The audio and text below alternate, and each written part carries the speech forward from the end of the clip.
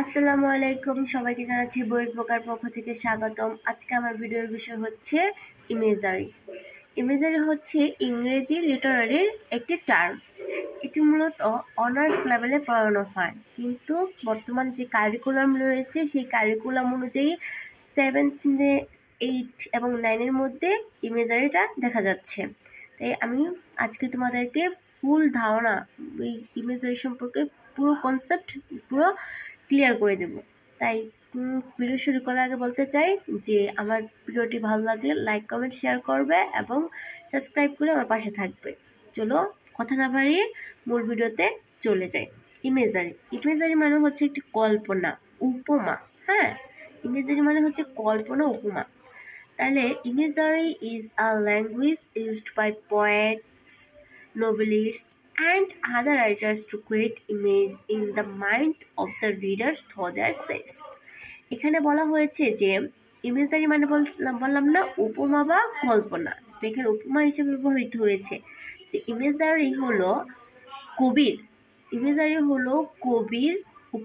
কবি, উপন্যাসিক ও অন্যান্য লেখক কর্তৃক ব্যবহৃত ভাষা বা পাঠকদের মনের অনুভূতি দিয়ে ছবি বা প্রতিবিম্ব তৈরি করে। হ্যাঁ, এটা হচ্ছে ইমেজারি। তাহলে আমরা যদি একটু লাইন বাই লাইন পড়ার চেষ্টা করি যে ইমেজারি মানে উপমা হচ্ছে একটি ভাষা যেটি ব্যবহার করা হয় কি কবি, তারপরে উপন্যাসিক এবং আদার মানে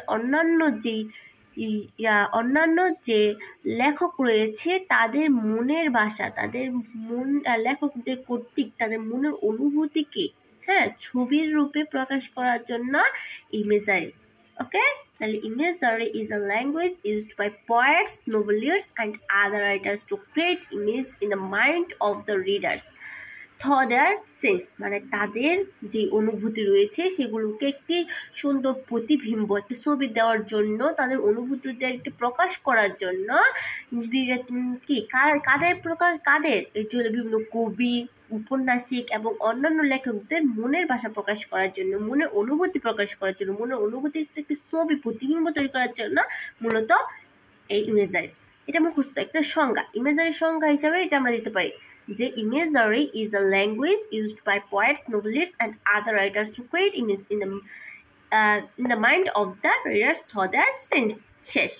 এরপর বলছে ইউজুয়ালি, সাধারণত ইন রাইটিং এটি লেখা হয় the authors use visual, auditory, olfactory, gustatory and tactile measures that deal with the 5 basic human senses named sight, hearing, smell, taste, feel or touch.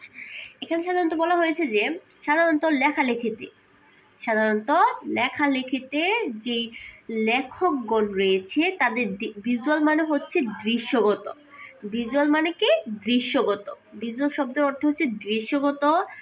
Auditory অর্থ হচ্ছে শ্রবণ সংক্রান্ত, মানে যা শোনা যায়। হ্যাঁ, এটা হচ্ছে শ্রবণ সংক্রান্ত।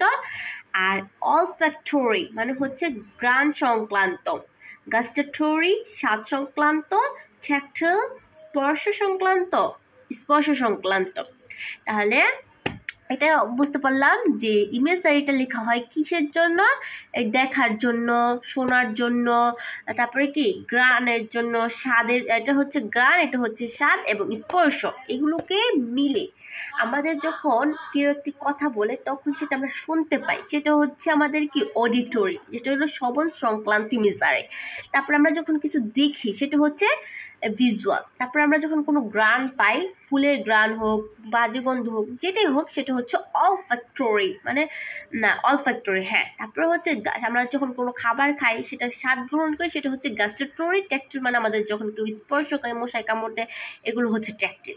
ওকে, এগুলো ব্যবহার করে মানুষের মৌলিক অনুভূতির সাথে। এই যে দেখা, এখানে বলছে যে দৃশ্যগত, শ্রবণ সংক্রান্ত, তারপরে হচ্ছে স্বাদ সংক্রান্ত, তারপরে হচ্ছে স্পর্শ সংক্রান্ত, এটা হচ্ছে ঘ্রাণ সংক্রান্ত, স্বাদ সংক্রান্ত, স্পর্শ সংক্রান্ত যে উপমা ব্যবহার করে মানুষের মধ্যে যে 5টি মৌলিক জ্ঞান রয়েছে, যে মৌলিক 5টি কাজ রয়েছে, যেমন এখানে সাইট দেখা, হিয়ারিং শোনা, স্মেল জ্ঞান নেওয়া, টেস্ট স্বাদ গ্রহণ করা, ফিল অর টাচ আমাদের টাচের মাধ্যমে এগুলো অনুভূতি প্রকাশ পায়।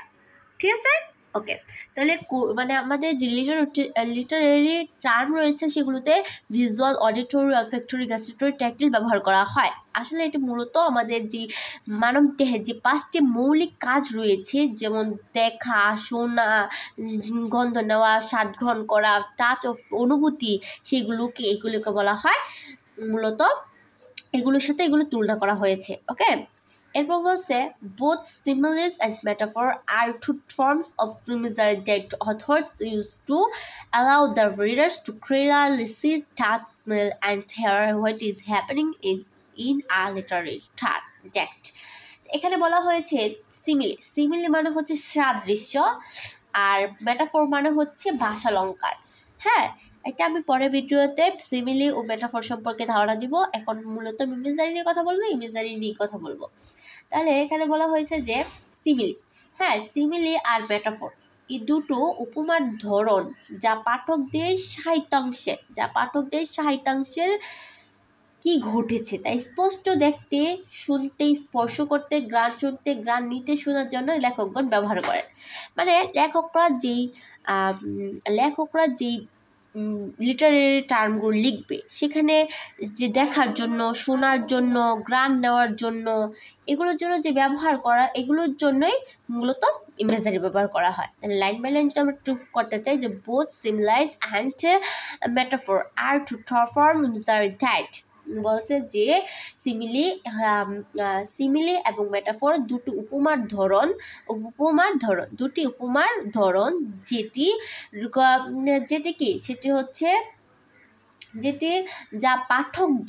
যা পাঠকদের সাহিত্যে কি ঘটেছে তা কি স্পষ্টভাবে দেখতে, কি ঘটেছে তা স্পষ্টভাবে দেখতে, স্পর্শ করতে, স্বাদ নিতে, গ্রহণ করতে দেওয়ার জন্য লেখক ব্যবহার করে থাকে। তাহলে এতটুকু বুঝতে পারছি, এতটুকু মোস্ট ইম্পর্ট্যান্ট। ইমেজারিটা খুব ইম্পর্ট্যান্ট, মানে আমাদের বাস্তব জীবনের জন্য খুব ইম্পর্ট্যান্ট। ইমেজারিটা হচ্ছে আমরা দেখি, শুনি, গ্রান নেই, এগুলো হচ্ছে ইমেজারি। আর লেখকরা তাদের লিটারেরি টেক্সট সেখানে কি লিখেছে সেটা স্পষ্টভাবে বুঝতে, শুনতে, গ্রান নিতে, অনুভূতি প্রকাশ করতে এই ইমেজারিটা ব্যবহার করে থাকে। আশা করি ইমেজারি সম্পর্কে আপনাদের সকল ধারণা পেয়ে গেছেন। ভালো লাগলে লাইক, কমেন্ট, শেয়ার করবেন, সাবস্ক্রাইব করে আমার পাশে থাকবেন। আজকে এই ভিডিওটি এখানেই শেষ করছি। আল্লাহ হাফেজ, সবাই ভালো থাকবেন।